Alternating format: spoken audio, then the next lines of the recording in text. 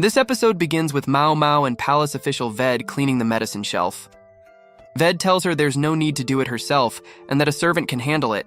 But Maomao replies that if a servant accidentally mixes up the medicines, it could be dangerous, so it's better if she does it herself.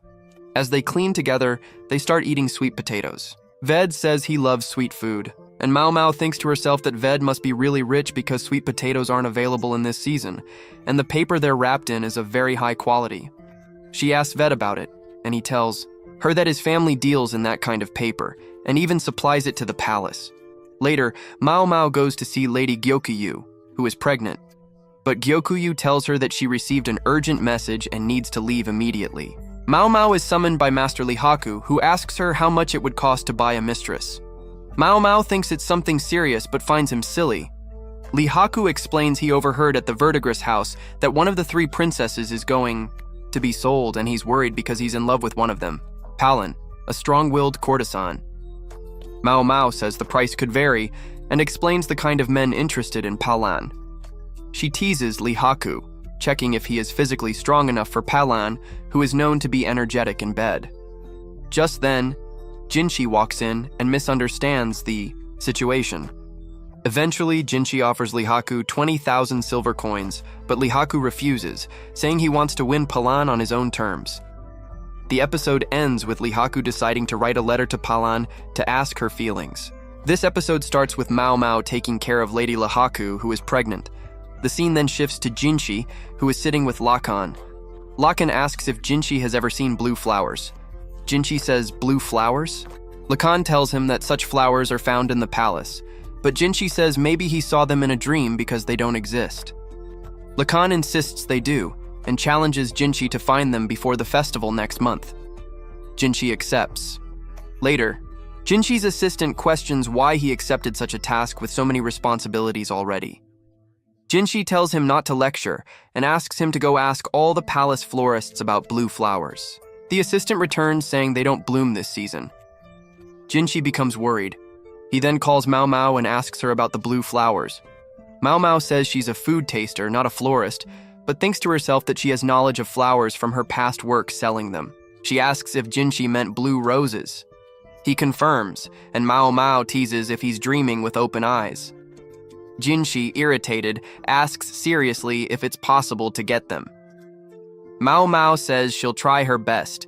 She requests a steam room, planning to trick the flowers into blooming early. Jinshi agrees, and Maomao starts growing flowers with quick blooming varieties. Shaolin comes to help her as she has injured her foot. Maomao tends the flowers day and night. One finally blooms, and she believes more will come by the festival.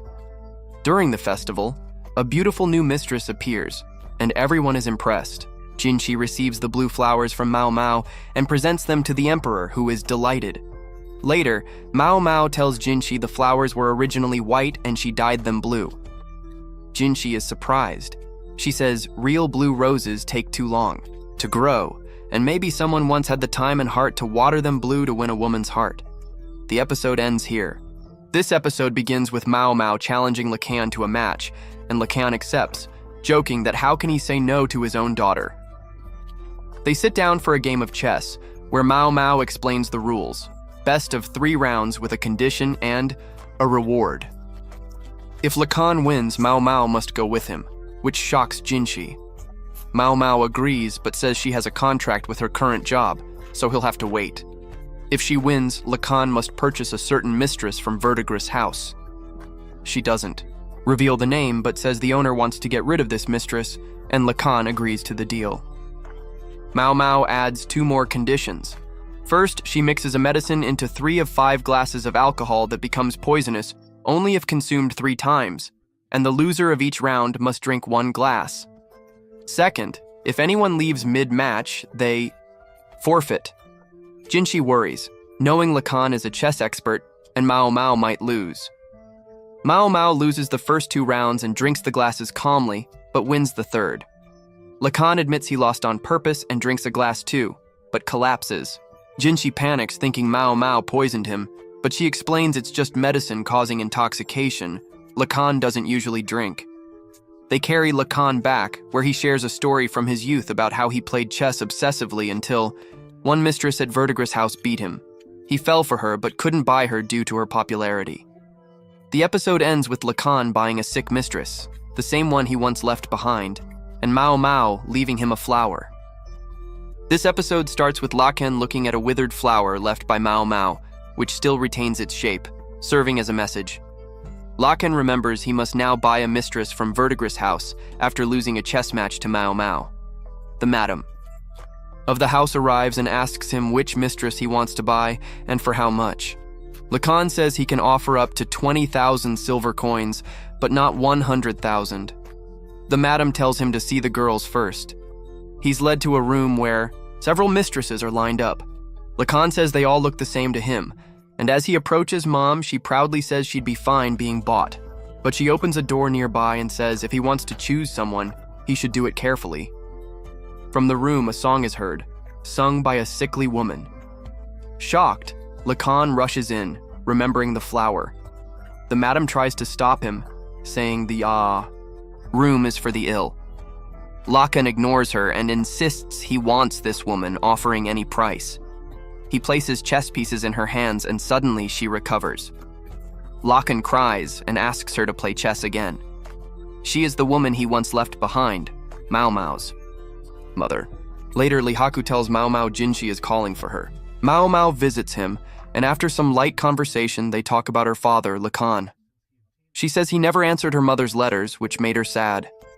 Jinshi says it's strange, and Maomao says maybe Lacan sees everyone the same, but he recognized her. She hopes he understood the meaning of the flower. A letter arrives from Mom, saying a mistress was sold with a sash enclosed. Maomao dances on the palace wall as per custom. Jinshi arrives, saves her from falling, and scolds her. Maomao explains its tradition. Jinshi compliments her dancing, and she jokes that no mistress could be more beautiful than him. She reveals her wound worsened from dancing, and Jinshi scolds her again. She says she's used many medicines and doesn't feel pain. She removes her bandage and stitches her wound. Jinshi panics, carries her over the wall, and she tells him she needs to ask for medicine. He gets upset, and the episode ends there.